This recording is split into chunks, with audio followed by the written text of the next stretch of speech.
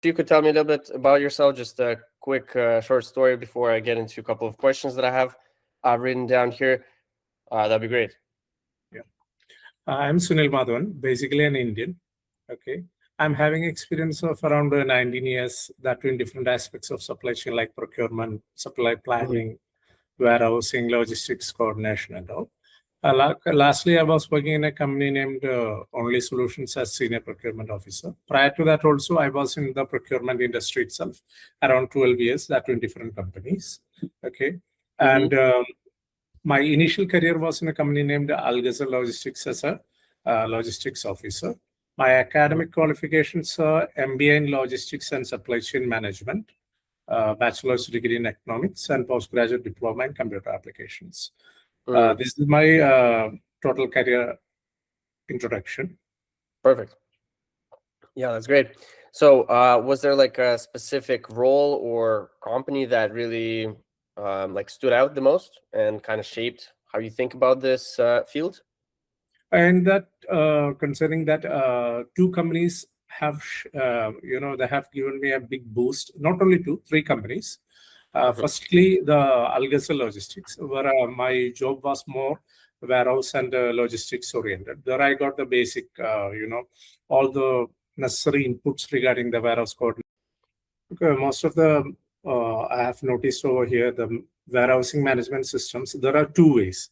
One is fully electronically done through the ERP, like using the barcode, RFID devices and barcode scanners and all. We can say the inventory accuracy will be more.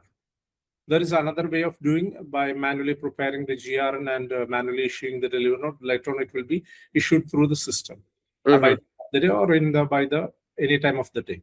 So in both systems are working, which I have noticed in my experience, but I do prefer the electronical way. So lastly, I was working in a company where it was done manually, but it was going in a good way, because once the goods arrives, they will prepare the goods receipt note. The stocks will be allocated. If there is any damage, the damaged goods will be allocated separately. This is how it was done. And when the goods are issued from the warehouse, there will be a delivery note will be issued. Based on that, it will be removed from the system. So that's a manual way it was done over there, but it was also going efficiently. But considering the high flow of the cargo, the manual things will not work smoothly, which I have noticed. But in a fast-paced environment, the electronical way of using with the barcode scanners and using the RFID devices will work more accuracy, and it will give the more speed to the process. Okay. That's really good. That's very well positioned. Yeah, I've noticed it too. It's it depends on the volume and the size of the business at that. So what does that look like in practice? So like customs, import docs, supplier compliance, because you had those experiences, right? Yeah. If you are importing any product into UAE, if it's a food product, you should require commercial invoice, packing list, country of origin certificate, and health certificate or phytosanitary certificate based on the product. And if the product is new to UAE, it should be registered in, if it's coming to Dubai, it should be registered to Dubai Municipality. Or if it's a medicinal category, it should be registered in the respective ministry. Like there is a Ministry of Health and Environment, such all ministries are there. So this has to be registered, and the product should comply to the GCC standards. Like UAE and Saudi is having a specific standards, which is somewhat related to, we can say, according to a US FDA, similar type of registration process itself is there. So all things should be there. If it's a meat, it should have halal certification. That's very important. Meat and meat products. And if it's plastic related, for example, we can say plastic or PP products, it's also should be under the regulatory of the UAE municipality. So that's quite important. And all the shipping documents, if it's what would you say is a problem in supply chain and procurement that you've seen consistently across companies? So something everyone knows is there, but nobody actually solves it. What's that? The recurring pattern. Actually, I can say normally from countries like the US and all, while we are importing fresh produce like berries and fruits and all, Mm-hmm. sometimes there will be mismatch in the packing list and in the actual quantity. That happens. Because because what happens is, in the case of fresh produce, in order to fully load the container or particular shipment, the supplier will do some adjustments in the quantity, which may be different from actually what we have agreed. Really. So that happens frequently, not only from US, from different parts of the world, I have noticed. So what we does is that if there is a mismatch, of course, there will be the documentation discrepancy will be there. And we will inform sometimes it will be notified only at the arrival in the warehouse. So warehouse parties will inform us. So we will align according to the renewed packing list. We will ask for all the documents from the supplier, and it will be adjusted accordingly. That's normally what I've seen. I see. And why do you think that keeps happening, like across multiple companies? Just because they're lacking like specific, like I wouldn't even say like software, but specific mechanics to let the supplier know that right away? Because I would assume you would spend some time on that as well, right? Because you have to physically go and notify the supplier that happened, right? Normally, it's happening in fresh. Something like that, if you had encountered that. Lastly, when I was in Admirals, I had an issue due to the Red Sea. In the Red Sea, there was some blockade done by some regional guys. I think Houthis, or I don't know, Somali pirates. So at that time, the shipment got delayed. It got stuck up. Somewhere in Africa, the container was stuck up, and when the product came over here, it was near expiry. The product was just only having a shelf life of around 15 days and all. Oh, wow.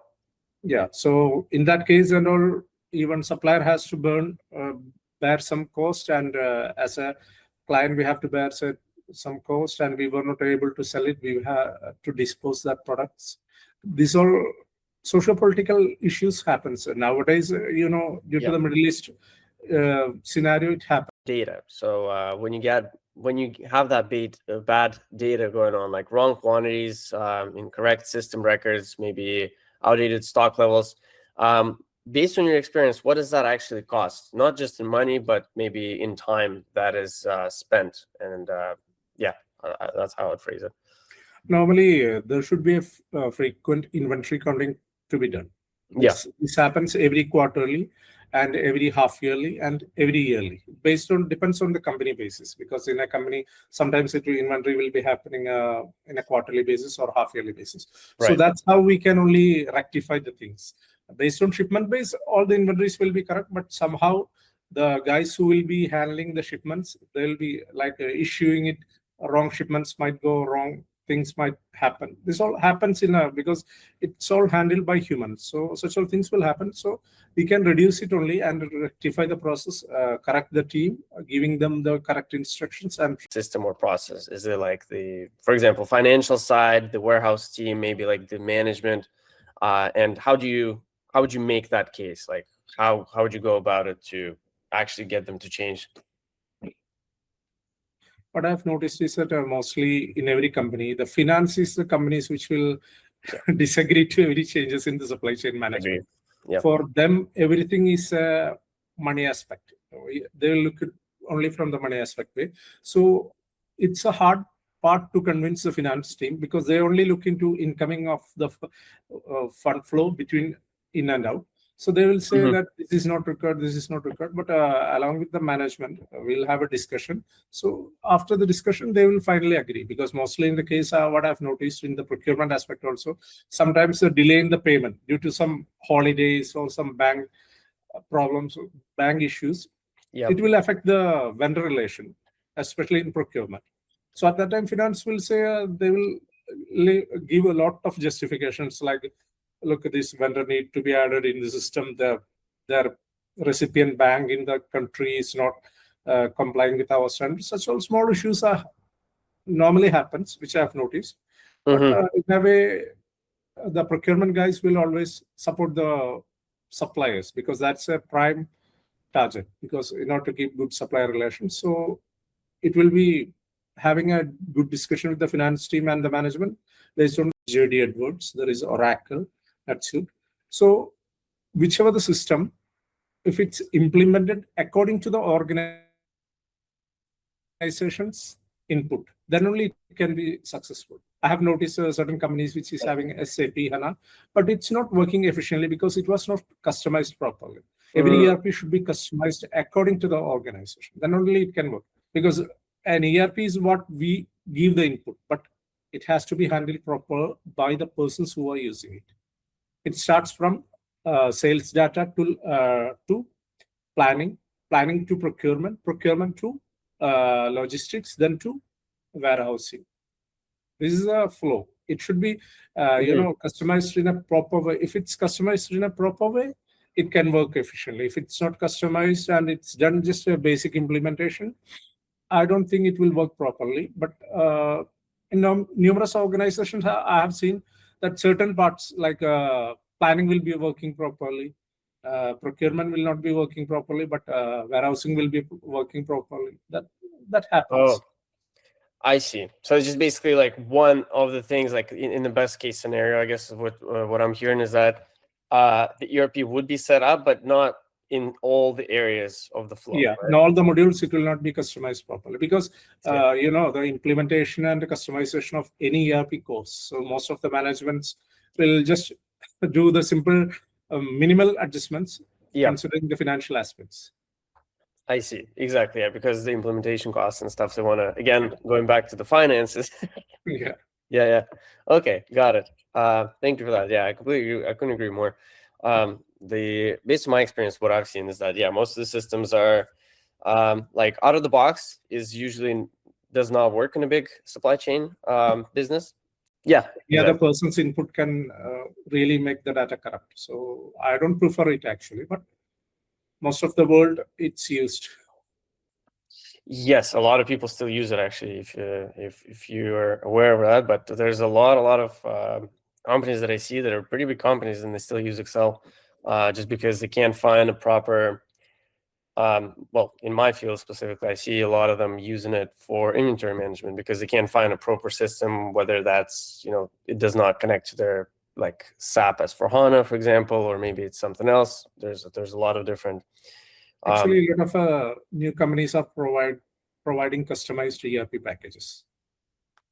Comparing to SAP or even Oracle, a lot of companies are providing solutions, supply chain management solutions, but most of the people are not aware about it. That's what I do believe, because SAP or even Oracle, they have a structure. Yeah. It's like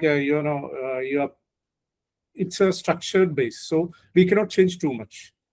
But if it's a customized ERP, we can do any changes, and that can be done. And most of the companies are doing it also, I believe. That's interesting. You mentioned that. And have you seen a couple of companies that go and get like a full custom ERP done just for them? Yes. Yeah. Okay. I know here some companies like Facts. They are based here in Dubai. They are doing a very good customization for each and every department, for even procurement, planning, warehouse, and for. At that time, there was no fully automation. There was all things were just simple integration is only happening in software as well. Yep. Later on, according to the each and every year passed on and the knowledge gained in the supply chain industry, the integration happened. So in that case, I would say that at that time, whatever the knowledge we had, consider it as the best. Mm-hmm. Because there were certain limitations. So at the time, it was only like that. Whatever we know, we consider it as the best. Certain external knowledges which we will get, we will just integrate into the system. It's just keep on adding, because life itself is a learning process. So we are just learning from each and every situation, each and every year, according to a new company. Whatever the informations we are getting, we are just learning, which I do believe. Mm-hmm. That's very, very well said. I completely agree with you. Yeah, it's just kind of like a building block that you go through, and then and back in the day, it's like we all thought any kind of technology, like we could be very easily amazed by, like, if something gets scanned, you're like, wow, that's interesting.